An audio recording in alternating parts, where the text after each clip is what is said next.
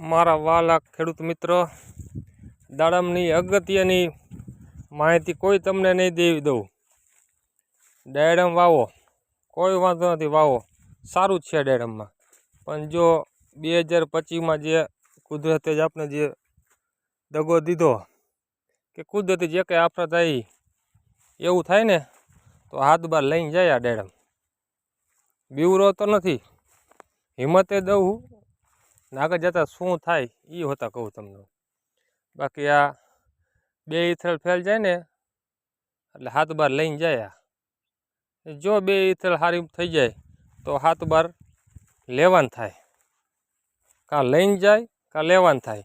એ આપણા હાથ પેઢીથી બધાય મા બાપ આપણા હાથ પેઢીથી બધા આપણે ખેતી કરે ગઈઢે કરતા હતા. તેમાં શું થાય, વ્યવહાર હાલે ને એવું બધું હાલતું, ખાઈ પી સુખીને વ્યવહાર હાલે. આમાં એવું નહીં થાય.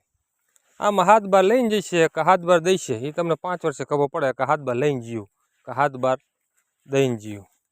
બરાબર? મારે શું થયું એ તો તમે કમેન્ટ કરજો, એટલે હું કહીશ, જવાબ આપીશ મારે શું થયું એ. હવે 2026 શું સપોર્ટ કરે છે કુદરત, હવે આગળ ખબર પડે. બાકી તો ખર્ચા ચાલુ થઈ ગયા. 25 જાન્યુઆરી ઈથળ મારવાની છે આમાં. હવે જોઈ અમને કુદરત કેવો સપોર્ટ કરે દાડમવાળાને આ વર્ષે. 2026-25માં તો અમે હટાઈ ગયા હરખા કરી. એવું નવું આ વર આવે એટલે અમારે હાથ બાર જાય ખરા. અમારે 8 વર્ષથી પ્લાન્ટ છે, 4500 થળિયા છે અમારે. 4300 છે, આપણે 4500 કહી. બરાબર?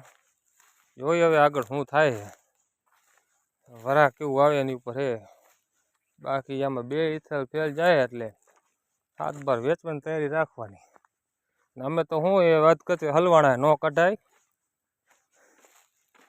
રાખી એના જેવું છે કે આ વર્ષે લડી લે, આ વર્ષે લડી લે એમ. 2026 શું કરે છે, 25 જાન્યુઆરી ઈથળ લગાવવાની છે.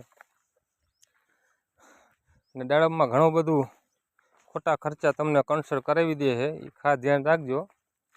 નવા વાવેતરવાળા ખેડૂતને કહું, જૂના વાવેતરવાળા તો મારાથી હોશિયારી છે.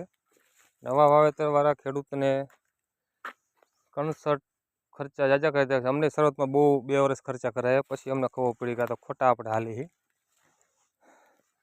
આમાં એવું બહુ જરૂરી નથી, જો વિચારીને હાલજો. ને કન્સલ્ટ નવા ફાર્મર જ ગોતશે. આ કન્સલ્ટ સાંભળે તો ભલે ને ખેડૂત સાંભળે તો ભલે. આ ખેડૂતને ફાયદો થાય એ બોલવાનું. બરાબર? કન્સલ્ટ નવા ખેડૂત જ ગોતશે, જૂના ફાર્મર પાસે જઈશે નહીં.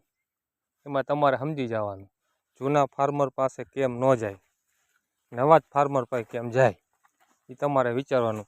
સાચી સલાહ તમારા સગા સંબંધી ભાઈબંધ દોસ્તાર મિત્ર જે હોય દાડમવાળા હોય તો એની પાસે માહિતી લઈને હાલશો તો વધારે સારું રહેશે.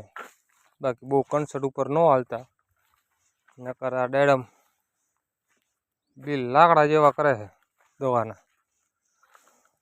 સારું, હાલો કમેન્ટ કરજો.